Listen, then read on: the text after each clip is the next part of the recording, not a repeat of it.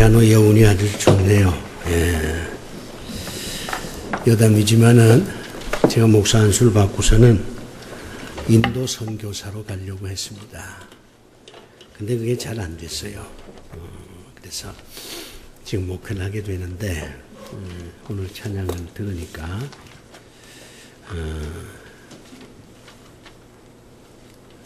그때의 어떤 그 비장했던 그 각오가 새롭게 가슴에 와 닿습니다.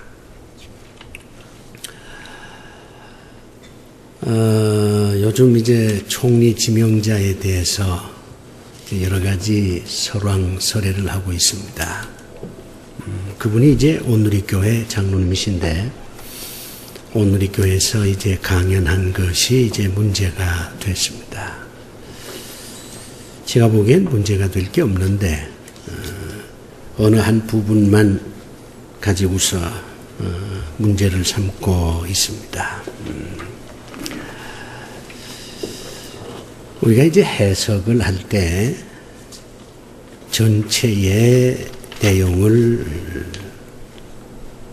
중심으로 해서 작은 부분을 해석을 해야 됩니다. 영화를 우리가 보더라도 영화 처음부터 마지막까지를 다 봐야 감독이 그 영화를 통해서 뭘 표현하고 싶은지를 알 수가 있거든요. 어느 한 부분만 잘라가지고서 이게 뭐 반인륜적이다, 뭐 외설이다, 이런저런 그 평을 하면 그 영화를 제대로 볼 줄 모른다는 뜻입니다. 성경 해석도 마찬가지예요.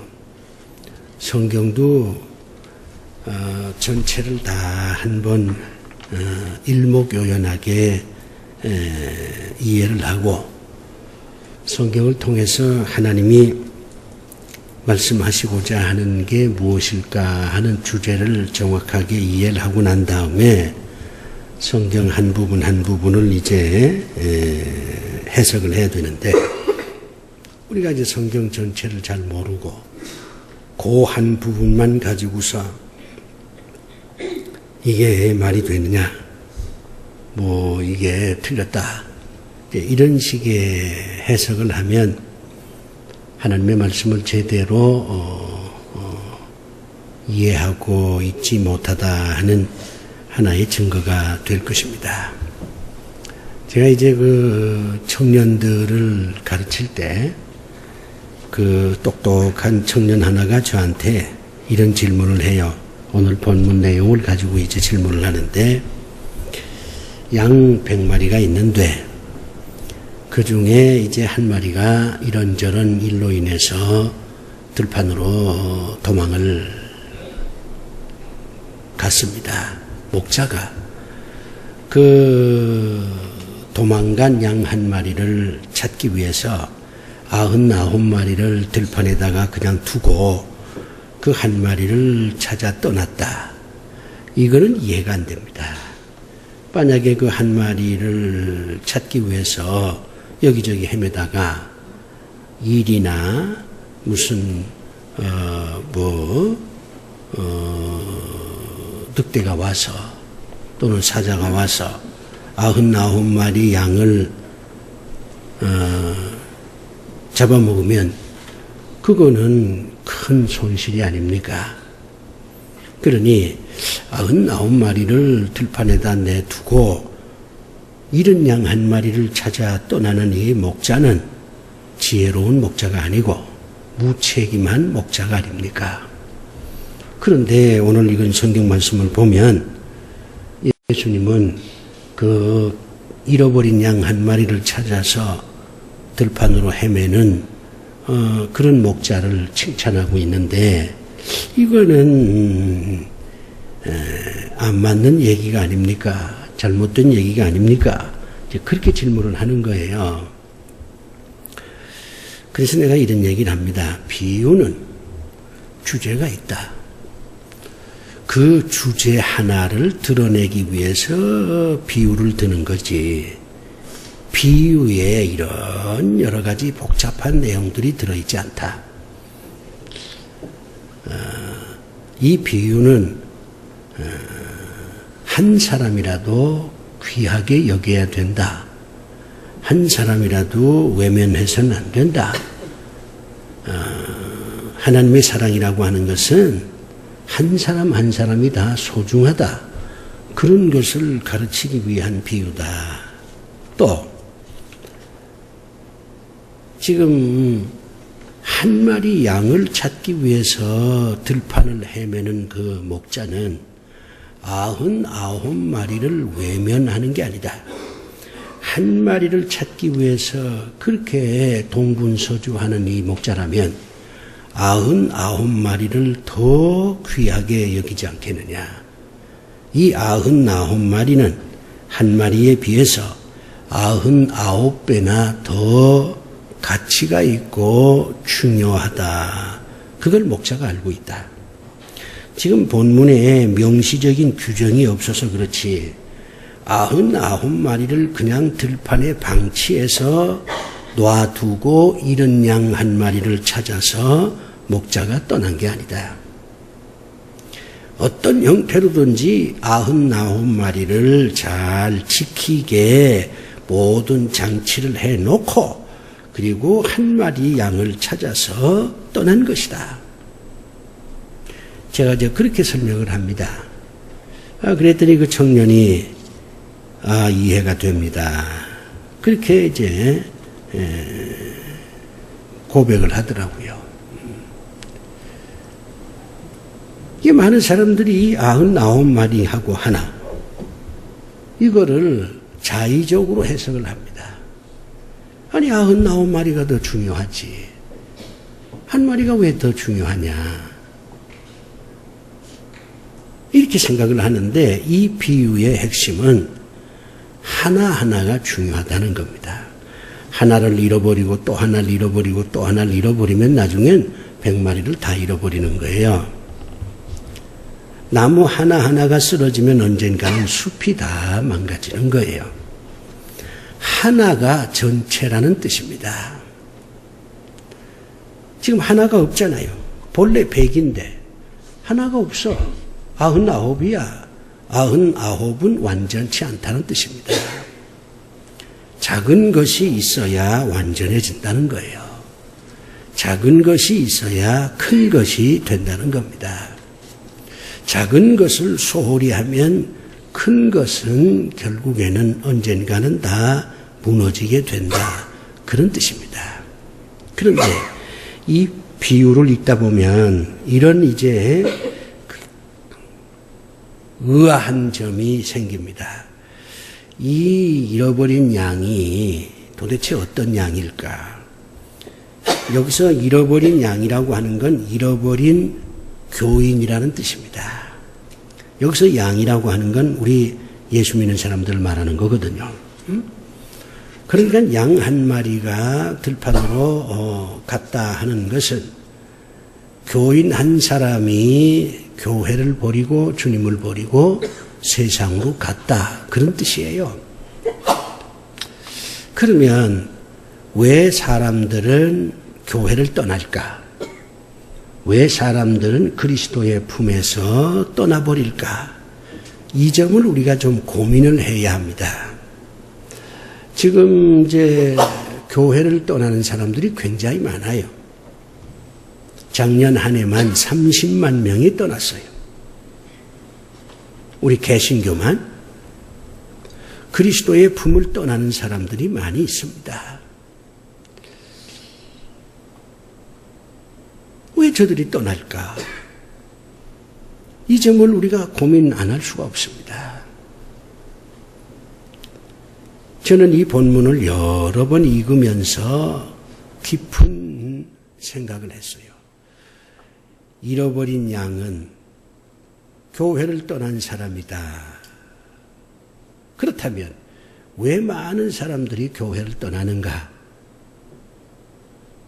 거기에는 그만한 이유가 있다. 이런 생각을 하는 겁니다.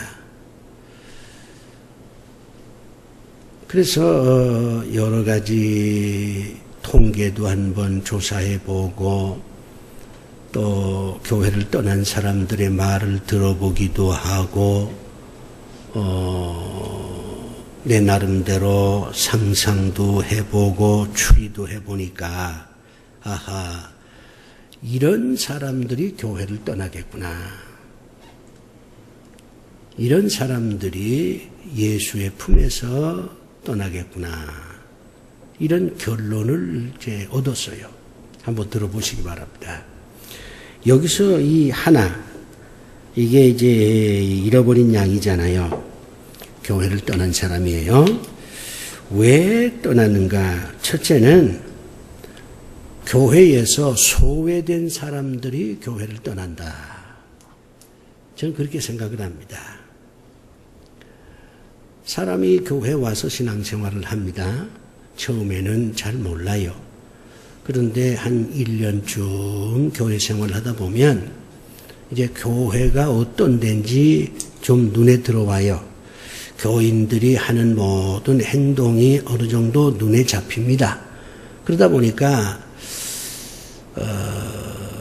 교회에 너무 잘난 사람들이 많아. 교회를 자기 마음대로 좌지우지하고 소위 교회 권력이죠.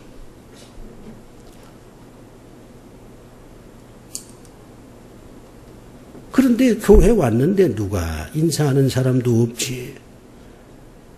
오셨습니까? 반갑게 맞이해 주는 사람도 없지.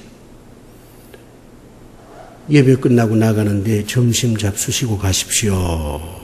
이렇게 말하는 사람도 없지.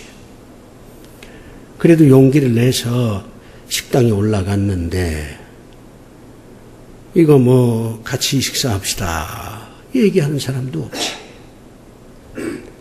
완전히 소외되는 겁니다. 그리고 가만히 보니까 자기들끼리의 잔치야. 몇몇 사람들이 교회를 좌지우지하고 저들만 희희낙낙하고 모여도 저들끼리만 모여. 밥 먹어도 저들끼리만 밥 먹어. 인사도 저들끼리만 해. 그러니 이게 처음 나와서 교회에서 신앙생활을 하는데 한 1년쯤 다녀보니까 난 여기서 외로운 존재구나. 내가 소외됐구나. 오히려 세상보다 더 차가운 데가 교회구나.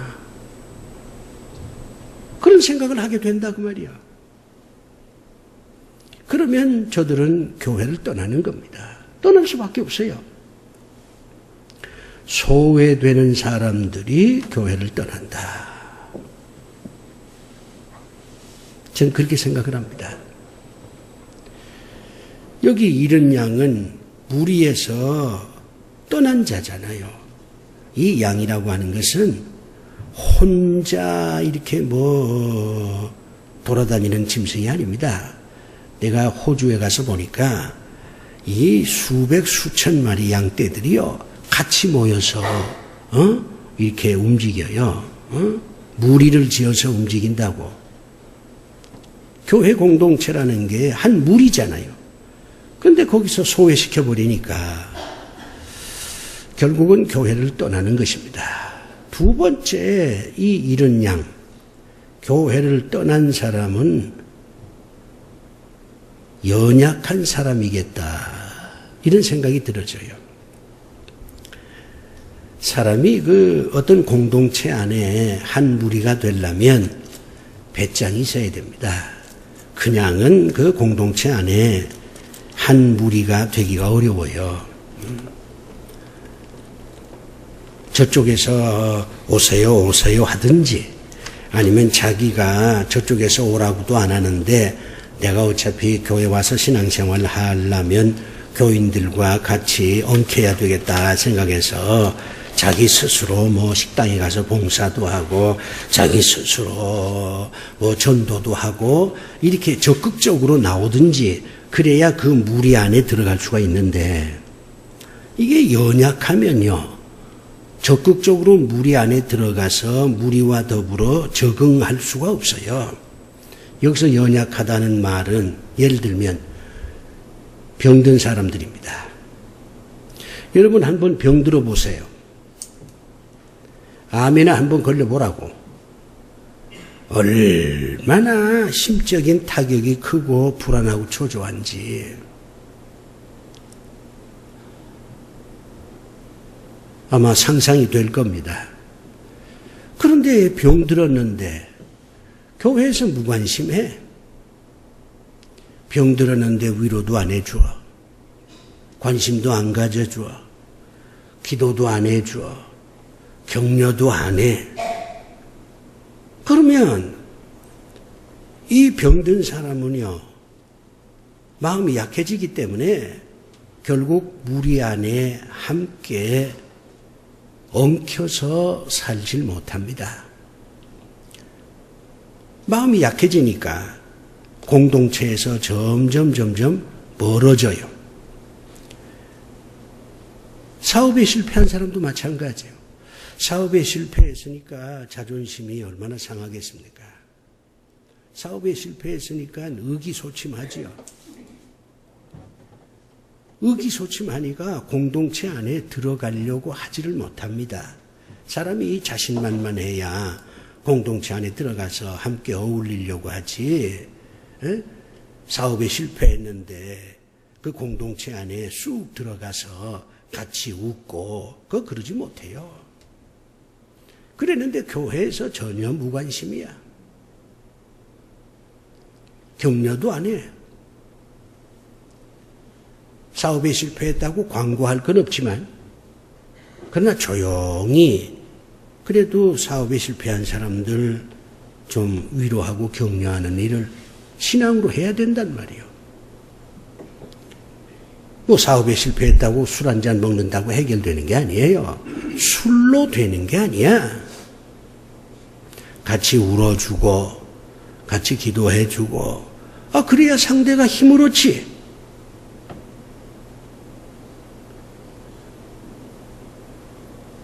교회 와서 이렇게 보니까 잘난 사람들이 많아.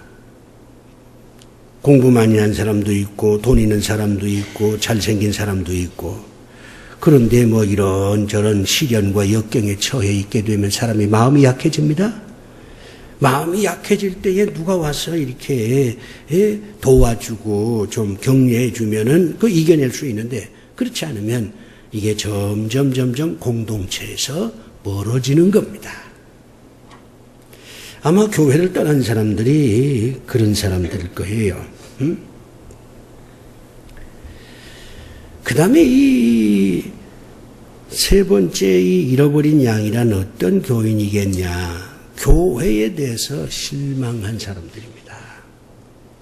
저들은 세상에 있으면서도 교회는 좀 다르겠지 하는 생각을 갖고 옵니다. 교회는 좀 다르겠지. 근데 와 보니까 다른 게 하나도 없어. 어찌 보면 교회가 세상보다 더 못해. 말 많지. 불평불만 많이 하지. 응? 그러면 실망하는 거예요. 사람들은 그래도 교회는 교회다워야 된다 하는 그런 생각을 갖습니다. 어떤 남자분이 저한테 전 교회 다니지 않으랍니다. 그래요. 하도 교회 안 나오니까 내가 전화를 한번 해봤어. 왜 교회를 안 나오려고 그러냐? 그랬더니 교회에 대해서 실망했습니다. 그렇게 얘기를 해. 그래서 나는 또 나한테 실망한 줄 알고 미안하다. 나도 사람인데 내가 당신을 다 만족시킬 수 없지 않냐? 내가 당신을 실망시켰다면 용서해라. 내가 그랬더니 난 목사님한테 실망하진 않았습니다. 그렇게 얘기를 해요. 그래서 내가 그러면 무엇 때문에 실망했냐? 그랬더니 교회 안에 들어와 보니까 이게 술 먹지 않은 사람이 많더라고 말이요. 목사님 나도 술 먹습니다. 사회에서 술 많이 먹습니다. 그러나 교회는 좀 다르다고 생각을 했는데 계속 술 먹자고 한다고 말이에요.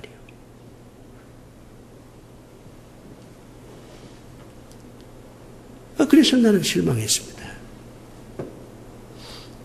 그런 얘기를 해요. 어떻게 생각하면 논리의 모순이에요. 사회에서는 술 잘 먹었는데 교인은 먹지 말라. 자기는 먹고 교인은 먹지 말라. 이건 논리적인 모순일 수도 있지만 사람들은 그런 생각을 한단 말이에요. 교회는 세상과는 완전히 다를 수는 없지만 완전히 다를 수 없죠. 우리가 교회도 다니지만 세상에 가서 이런저런 일도 해야 되잖아요. 이게 완전히 다를 수는 없지만 그래도 뭔가 발상은 생각은 좀 달라야 되지 않습니까? 그래서 내가 이제 그분을 잘 설득을 시켰어요. 그래서 지금 교회 나옵니다. 우리가 교회에 대해서 실망하는 사람들이 많습니다. 이 사람은 그 이중적인 그런 사고를 많이 합니다. 자기는 기도 생활 못하면서 기도 생활하는 사람 보면 부럽고, 자기는 거짓말 잘하면서 남이 거짓말하면 화를 내고, 이게 인간의 실상이에요. 그러니까 분명히 교회는 세상과는 좀 달라야 된다, 이렇게 생각하는 사람들이 있습니다. 아마 이런 양이 그런 부류의 사람들이 아니겠나. 자, 이 양이 말이요, 지금 무리를 지어서 목자의 인도를 따라서 여기도 가고 저기도 가고 그러잖아요. 그런데 이 양이 여기도 가고 저기도 가는데 양이 보니까 저쪽에 있는 그 풀이 더 맛있는 것 같아. 그러면 글로 가려고 하는 마음이 생기잖아요. 목자가 항상 싱싱한 먹이를 준다면 이 양이 딴 데로 가려고 안 하죠. 근데 이 양이 볼 때, 이 잃어버린 양, 떠난 양이 볼 때는 목자를 따라 댕기다 보니까 아주 풍족한 먹이를 먹질 못해. 편안하지도 못해. 그러니까 저 골짜기가 더 낫지 않겠나. 그래서 그쪽으로 가버리는 겁니다. 지금 자기가 있는 그 목초지에 대해서 만족을 했으면 이 양이 가라고 해도 안 가요. 그런데 만족을 못한 거야. 여기에 만족을 못한 거야. 저쪽을 보니까 저쪽이 더 좋아. 교회보단 세상이 더 좋아. 그러면 교회를 버리고 세상으로 가는 건 당연한 거 아니에요? 교회가 세상보다 더 좋아야지.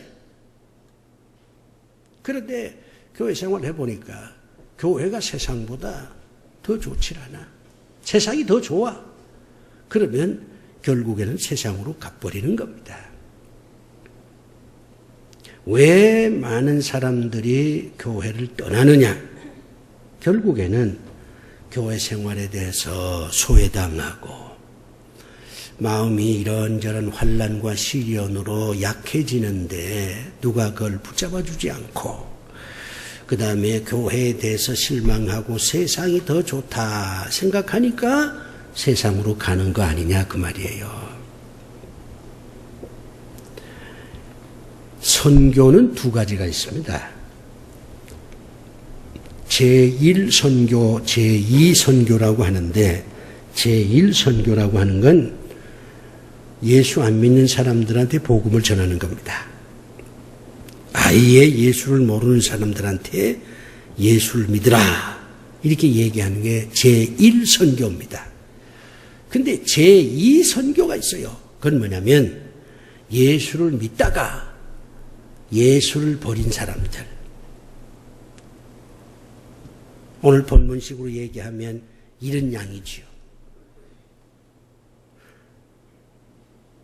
교회를 버리고 세상으로 간 사람들.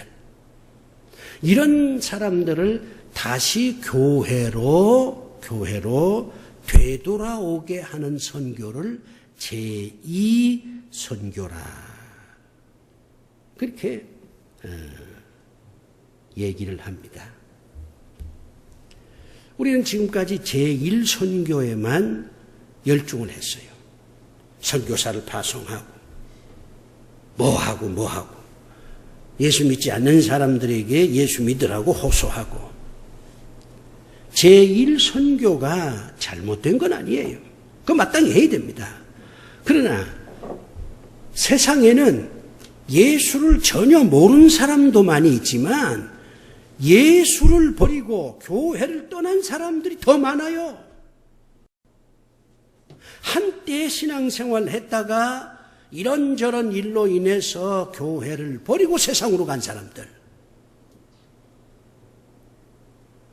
이런 사람들을 다시 교회로 되돌아오게 하는 제2선교를 우리가 이제부터 열심히 해야 됩니다. 잃어버린 양을 다시 되찾아오는 선교를 해야 한다는 것입니다. 이 사람들은 교회에 대해서 어떻든 간에 실망하고 간 사람들이긴 하지만 그래도 마음속에는 교회 생활 1년, 2년, 3년, 10년 한 사람들이기 때문에 그 교회 생활에 대한 미련이 남아 있습니다. 그렇기 때문에 다시 교회로 돌아오게 할 수 있습니다. 전혀 예수를 모르는 사람한테 예수를 전해서 예수 믿게 하는 것보다는 교회를 등지고 떠난 사람들을 다시 교회로 되돌아오게 하는 게 훨씬 쉬워요. 이제부터 우리는 제2선교를 해야 합니다. 그러면 제2선교를 하려면 어떻게 해야 되느냐? 그 사람들한테 예수 믿으라 이렇게 얘기하면 소용없어요. 이미 예수 믿었던 사람들인데 예수 믿으라는 말이 그게 통합니까? 안 통하지. 전혀 예수를 알지 못하는 사람한테는 예수 믿으라, 구원받으라 그러면은 내가 예수 좀 믿어볼까 이런 생각을 하지만 이미 교회에 와서 세례받고 집사도 되고 심지어는 장로까지 했는데도 교회를 버리고 세상으로 간 사람들이에요. 그런 사람들한테 예수 믿으라는 말이 이게 통하냐 그 말이요. 안 통하지. 말이 안 통합니다. 그 사람들한테는. 그러면 그 사람들한테는 뭐가 통하느냐? 우리 예수 믿는 사람의 삶 자체가 통합니다. 말은 소용없어요. 우리 시대가 이렇게 복잡한 거는 여전히 말로 모든 걸 해결하려고 그러니까 그래요. 저도 상당한 이론을 가지면서 이론을 가지고 세상을 살았습니다마는 이론이 소용없어요. 말이 소용없어. 내 삶이 중요한 것이야. 내 삶을 통해서 뭔가를 보여줘야지 말 가지고 아무리 얘기해봐야 현대인들은 이제 듣지를 않습니다.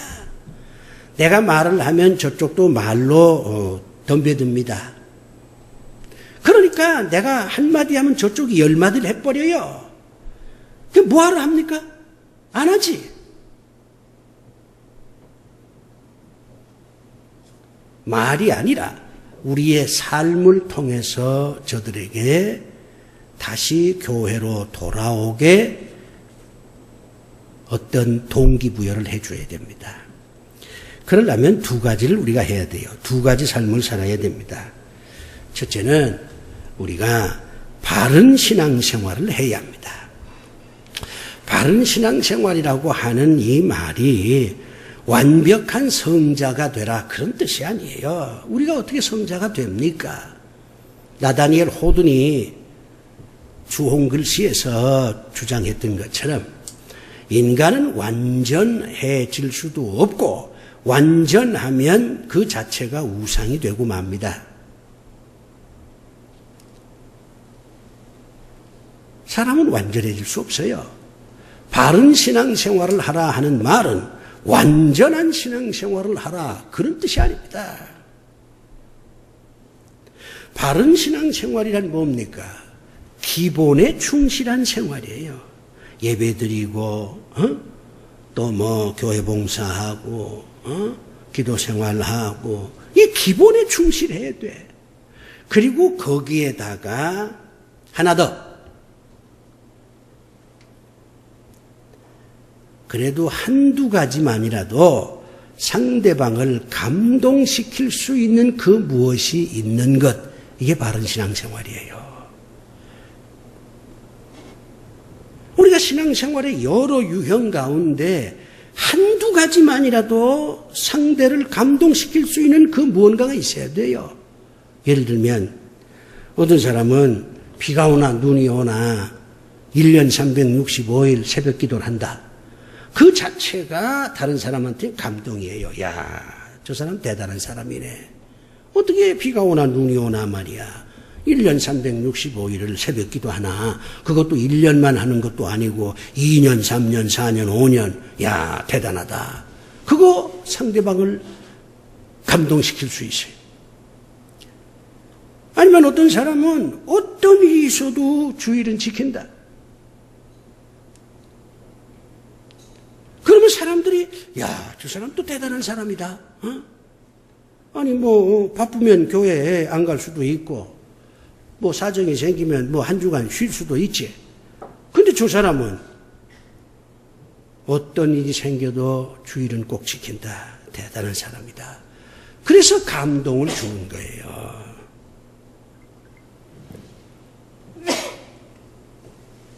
어떤 사람은 말이요, 굉장히 살림살이가 어려워.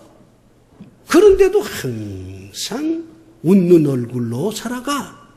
야, 참 저런 사람이 있나. 내가 알기는 말이지, 무엇을 먹을까 마실까 뭐 입을까 염려하는 사람인데 그런데도 저렇게 여유가 있고 얼굴에 웃음이 돌고 말이야. 참 대단한 사람이다. 그러면 감동을 줄 거 아니에요.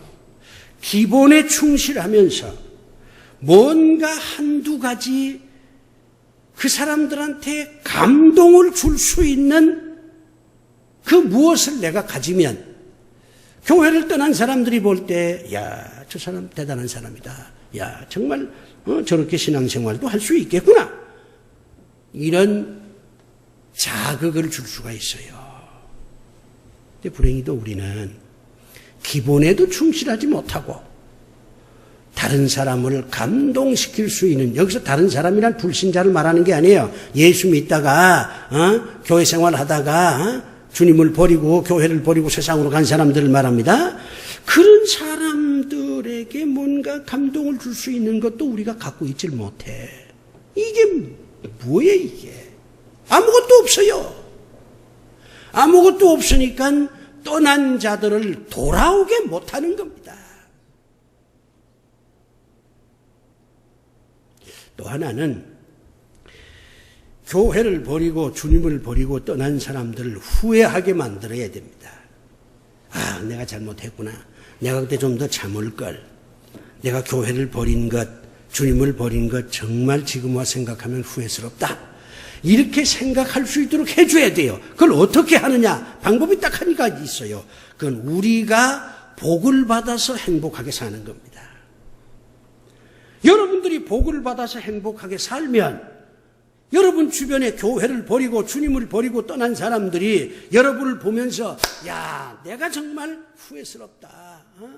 나는 교회를 버리고 주님을 버리고 세상으로 갔지만 저 친구는 말이야 그렇게 어려운 상황 속에서도 주님을 버리지 않고 교회를 버리지 않고 저렇게 살다 보니 저렇게 큰 축복을 받았구나.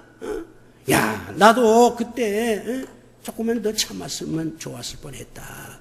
이렇게 그들을 후회하게 만드는 것입니다. 우리나라 사람들은요, 모방 본능이 상당히 강해요. 돼지 길러서 부자 됐다 그러면요, 돼지 기르는 사람이 엄청 많아요. 주식해서 돈 벌었다 그러면 너도 나도 주식 열풍이야. 마찬가지로 여러분이 신앙생활을 해서 하나님의 축복을 받아서 행복하게 사는 모습을 저들한테 보여주면 저들이 후회할 거 아닙니까? 아차, 내가 판단 잘못했구나. 이제라도 내가 교회로 다시 돌아가야 되겠다. 다시 주님 품으로 돌아가야 되겠다. 이렇게 생각할 거 아니에요. 그런데 여러분이 복을 못 받아. 여러분이 행복해지질 못해. 여러분 살림살이가 시원치 않아. 여러분의 인품이 바르질 못해. 그러면 떠난 자는 돌아오지 않습니다. 오히려 아이고 내가 잘했다. 일찌감치 내가 교회를 버리고 세상으로 간 게 정말 잘했구나. 그렇게 생각을 한다 그 말이에요. 이게 여러분이 복을 받아야 떠난 자가 돌아옵니다. 그래서 제가 여러분에게 복 받으라고 얘기를 하잖아요. 2주간 동안 모세의 축복 기도를 여러분에게 소개하면서 새벽에 2주 내내 못 나오더라도 그래도 2-3번 나와서 하나님의 축복을 받으라고 하는 거 아닙니까? 여러분이 행복하게 살아야 여러분도 좋지만 여러분 때문에 떠난 자들이 돌아올 수가 있습니다. 2가지밖에 없어요. 바른 신앙생활을 해서 저들을 감동시키고 여러분이 복을 받아서 행복하게 살면 떠난 자들은 돌아옵니다. 반드시 돌아옵니다. 이제부터 떠난 자들이 다시 돌아오도록 하는 하나님의 자녀들이 되시기를 바랍니다. 기도합시다. 저희로 하여금 떠난 자들이 다시 돌아오게 하여 주시옵소서. 예수님 이름으로 기도드리옵나이다. 아멘.